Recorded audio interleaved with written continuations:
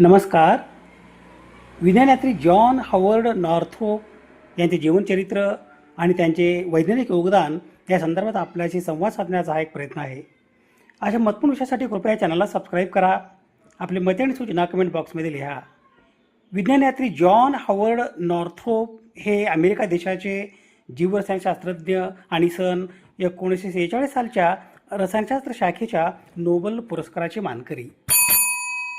John Howard Northrop यांच्या संशोधन कार्यातील विषयांची यादी प्रथिने, जीवाणू, विषाणू, जैव उत्प्रेरके म्हणजे एन्झाईम्स यांचे विलगीकरण आणि स्फटिकीकरण क्रिस्टलायझेशन इत्यादी. बायोकॅटलिस्ट जैव उत्प्रेरक किंवा विकर हे सजीवांच्या सूक्ष्मजीव, वनस्पती, प्राणीपेशी यामधून मिळवलेले प्रथिने किंवा सेंद्रिय रेणू असतात, जे कोणतीही रासायनिक प्रक्रिया न बदलता तिचा वेग वाढवतात. औषध निर्माण आणि अन्न प्रक्रियेसारख्या उद्योगासाठी त्यांचा विलगीकरण शुद्धीकरण करणे अत्यंत महत्त्वाचे आहे. बायोकॅटलिस्टच्या विलगीकरणासाठी सूक्ष्मजीव किंवा वनस्पती पेशी किंवा प्राणीपेशी तोडून आतील घटक बाहेर काढणे, विद्रावक किंवा सॉल्व्हंट, बफरचा वापर करून सक्रिय विकर किंवा जैव अणू वेगळे करणे, क्रोमॅटोग्राफी किंवा सेंट्रिफ्युगेशन सारख्या या तंत्राचा वापर करून अशुद्धी वेगळी करणे आणि बायोकॅटलिस्ट शुद्ध स्वरूपात मिळवणे. विशिष्ट औषधे तयार करण्यासाठी फळे, दूध किंवा साखरेच्या प्रक्रियेत सांडपाणी व्यवस्थापन आणि कचरा विघटन या संदर्भात बायोकॅटलिस्ट जैव उत्प्रेरक किंवा विकर यांचे महत्त्व अनन्यसाधारण आहे. स्फटिकीभवन म्हणजे क्रिस्टलायझेशन ही एक अशी प्रक्रिया आहे ज्यामध्ये द्रवातील किंवा वायूतील अणू आणि रेणू एकमेकांना जोडून एका विशिष्ट व नियमित भूमिती आकारात क्रिस्टल किंवा स्फटिक घनरूपात बनतात. ही रसायनशास्त्र आणि भूगर्भशास्त्रातील एक महत्त्वाची विलगन पद्धती आहे. द्रव ते घन या प्रक्रियेत बाष्पीभवन, बाष्प बाहेर पडणे किंवा शीतलीकरण, थंड करणे या पद्धतीचा वापर करून विद्रावातील घन पदार्थ वेगळा काढला जातो. स्फटिकामध्ये अणूचे त्रिमितीय रचना एका विशिष्ट आणि नियमित स्वरूपात पुनरावृत्त होत असते. ज्या पदार्थांना असा नियमित भूमिती आकार नसतो त्यांना अस्फटिकी किंवा चूर्णरूप असे म्हणतात. उदाहरणार्थ प्लास्टिक, काच वगैरे. आपल्या दैनंदिन जीवनात व औद्योगिक कारखान्यामध्ये मीठ आणि साखर यांचे चांगले उदाहरण आहे. समुद्राच्या पाण्यापासून मीठ बनवणे, ऊसाच्या रसातून साखर तयार करणे या स्फटिकीकरणाच्या प्रमुख औद्योगिक प्रक्रिया आहेत. साजूक तुपाप्रमाणे शुद्ध व नैसर्गिक मधाचेही हिवाळ्यात स्फटिकीभवन होते. प्रयोगशाळेत औषधांची निर्मिती करण्यासाठी आणि रत्ने किंवा खनिजांची निर्मिती स्फटिकीभवनामुळेच होते. तुरटी किंवा बोरॅक्स यासारख्या दैनंदिन वापरातील क्षारामध्ये स्फटिक रचनेसोबत पाण्याचे निश्चित रेणू असतात, ज्याला स्फटिक जल असे म्हणतात. जेम्स बॅचलर समनर आणि वेंडेल मेरेडिथ स्टॅनले या शास्त्रज्ञांसोबत जॉन हॉवर्ड नॉर्थरोप यांना सन 1946 सालचा रसायनशास्त्र शाखेचा नोबेल पुरस्कार देऊन गौरवण्यात आले. सन 1929 जॉन हॉवर्ड नॉर्थरोप यांनी पेप्सिन या जाठर रसातील जैव उत्प्रेरक एन्झाईम याचे विलगीकरण आणि प्रथिन असल्याचे निश्चितीकरण केले. या संशोधन कार्यामुळे त्यांची नॅशनल अकॅडमी ऑफ सायन्सेस या संस्थेसाठी निवड झाली. सन 1938 जॉन हॉवर्ड नॉर्थरोप यांनी बॅक्टेरियोफाजेस म्हणजे जीवाणूवर हल्ला करणारे विषाणू यांचे विलगीकरण, आयसोलेशन, स्फटिकीकरण, क्रिस्टलायझेशन आणि केंद्रकीय प्रथिने न्यूक्लिओप्रोटीन्स असल्याचे निश्चितीकरण केले. जॉन हॉवर्ड नॉर्थरोप यांनी पेप्सिनोजेन म्हणजे पेप्सिन या जैव उत्प्रेरकाचा पूर्ववर्ती, ट्रिप्सिन, कायमोट्रिप्सिन आणि कार्बॉक्सीपेप्टिडेज या जैव उत्प्रेरकांचे विलगीकरण आणि प्रथिन असल्याचे निश्चितीकरण केले. जैव उत्प्रेरकाच्या विलगीकरण आणि प्रथिन निश्चितीकरण या संशोधन कार्यासंदर्भात त्यांनी सन 1939 क्रिस्टलाइन एन्झाईम्स या शीर्षकाचे पुस्तक प्रकाशित केले. या पुस्तकासाठी त्यांना नॅशनल अकॅडमी ऑफ सायन्सेस या संस्थेकडून डॅनियल गिराऊड इलियट पदक मिळाले. जॉन हॉवर्ड नॉर्थरोप यांचा जन्म दिनांक 5 जुलै 1891 रोजी अमेरिका देशातील योंकोर्स न्यूयॉर्क या शहरात झाला.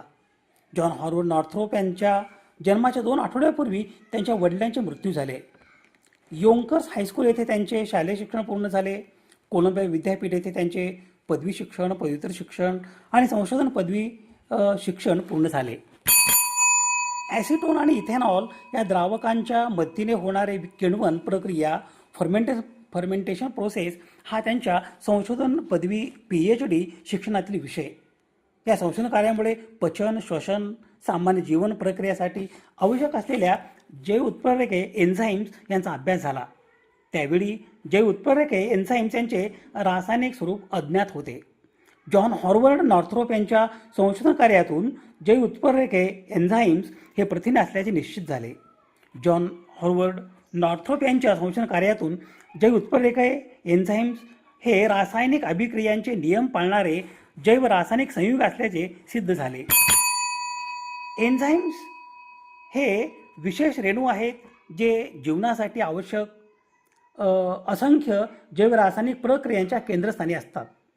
निसर्गाचे उत्प्रेरक म्हणून काम करत ते अन्न पचनापासून DNA प्रतिकृतीपर्यंत विविध कार्यासाठी अपरिहार्य प्रतिक्रियांना गती देतात. तर जीवनाच्या गुंतागुंतीच्या व्यवहारासाठी एन्झाईम्स इतके निर्णायक कशामुळे आहेत बरे? एन्झाईम्स प्रामुख्याने प्रथिने असतात. जरी काही RNA रेणू देखील एन्झायमॅटिक भूमिका गृहीत धरू शकतात. त्यांचे प्राथमिक कार्य विशिष्ट रासायनिक अभिक्रियांना उत्प्रेरित करणे किंवा वेग वाढवणे आहे, ज्यामुळे या प्रक्रिया जीवनासाठी आवश्यक असलेल्या वेगाने पुढे जातील याची खात्री करतात. उल्लेखनीय म्हणजे एन्झाईम प्रतिक्रिया किंवा अभिक्रिया वेग अभूतपूर्व प्रमाणात वाढवू शकतात. काही सामान्य एन्झाईमची यादी मी वाचून दाखवतो. पेप्सिन गॅस्ट्रिक ज्यूस एक अविभाज्य भाग. पेप्सिन पोटातील अन्नाचे विघटन करण्यास मदत करते. अमायलेज लाळेमध्ये आढळणारे एक एन्झाईम स्टार्चचे शर्करामध्ये रूपांतर करते. पचन प्रक्रियेतील सुरुवात करते. लायपेज स्वादुपिंडामध्ये उत्पादित लायपेज चरबी ब्रेकडाऊन करते. प्रोटीएज स्वादुपिंडापासून उद्भवणारे आणखी एक एन्झाईम प्रोटीन किंवा प्रथिनांचे पचन करण्याच्या क्रियेत ते तरबेज असतात. एन्झाईम हे जैविक अभिक्रियांचे लिचपिन आहेत. त्यांच्याशिवाय जीवनाशी अविभाज्य असलेल्या अनेक प्रतिक्रिया किंवा अभिक्रिया निश्चितपणे मंद होतील. स्पष्ट करण्यासाठी एन्झाईमच्या उपस्थितीमुळे मिलीसेकंदामध्ये प्रकट होणारी अभिक्रिया विचारात घ्या. एन्झाईमशिवाय तीच प्रक्रिया वर्षानुवर्ष सुस्त राहू शकते. चयापचय आणि DNA संश्लेषणापासून ऊर्जा निर्मितीपर्यंत विविध प्रक्रियेसाठी अशा कार्यक्षमतेची एन्झाईम्स मूलभूत आहेत. जॉन हॉवर्ड नॉर्थरोप प्रथम सहाय्यक होते आणि नंतर न्यूयॉर्क शहरातील Rockefeller institute for medical research या संस्थेचे सदस्य झाले. सन 1916 ते सन 1961 या कालावधीत ते Rockefeller institute for medical research या संस्थेतील प्रोफेसर एमिरिटस या पदावर कार्यरत होते. सन 1949 ते सन 1958 या कालावधीत ते कॅलिफोर्निया विद्यापीठात बॅक्टेरियोलॉजी आणि बायोफिजिक्स या 2 विषयासाठी व्हिजिटिंग प्रोफेसर या पदावर कार्यरत होते. जॉन नॉर्थरोप हे अमेरिकन जीवशास्त्रज्ञ आणि सन 1946 सालच्या रसायनशास्त्र शाखेच्या नोबेल पुरस्काराचे मानकरी. बायोकेमिस्ट्री, जैव रसायनशास्त्र, बॅक्टेरियोलॉजी आणि मेडिकल फिजिक्स हे त्यांच्या संशोधनातील विषय होय. कॅलिफोर्निया विद्यापीठ बर्कले येथे त्यांनी संशोधन कार्य केले. त्यांना जेम्स बॅचलर समनर आणि वेंडेल मेरेडिथ स्टेनले यांच्यासोबत विभागून रसायनशास्त्राचा नोबेल पुरस्कार देण्यात आला. त्यांना हा पुरस्कार एन्झाईम, विकर, शुद्ध प्रथिने आणि विषाणू, व्हायरस यांचे पृथक्करण आणि स्फटिकीकरण करण्याच्या पद्धती शोधून काढण्याबद्दल मिळाला होता. त्यांनी पचनामध्ये मदत करणाऱ्या पेप्सिन आणि ट्रिप्सिन यासारख्या महत्त्वाच्या एन्झाईमचे स्फटिकीकरण केले, ज्यामुळे त्यांची रासायनिक रचना समजणे सोपे झाले. त्यांनी आपल्या कारकिर्दीचा मोठा काळ Rockefeller institute for medical research येथे काम करण्यात घालवला. त्यांनी लिहिलेले क्रिस्टलाइन एन्झाईम्स हे पुस्तक एन्झाईम्सच्या अभ्यासासाठी एक महत्त्वाचा संदर्भ मानला जातो. दिनांक 27 मे 1987 रोजी जॉन हॉवर्ड नॉर्थरोप यांचे विकेनबर्ग ॲरिझोना येथे निधन झाले. विज्ञानयात्री जॉन हॉवर्ड नॉर्थरोप यांच्या स्मृतीस विनम्र अभिवादन. स्रोत संदर्भासाठी यादी आहे. समाज हिताच्या एखाद्या वैज्ञानिक विषयासंदर्भात प्रबोधन करणे, जागतिक समस्यांचे निराकरण करण्यासाठी सामाजिक इच्छा आणि संसाधन एकत्रित करणे आणि मानवतेच्या यशाचा उत्सव बळकट करणे यासाठी सुवर्ण संधी म्हणजे सामाजिक आणि वैज्ञानिक सण आणि उत्सव. अशा महत्त्वपूर्ण विषयासाठी कृपया चॅनलला सबस्क्राईब करा. आपली मते आणि सूचना कमेंट बॉक्समध्ये लिहा. विज्ञान निष्ठा हीच जीवननिष्ठा. धन्यवाद.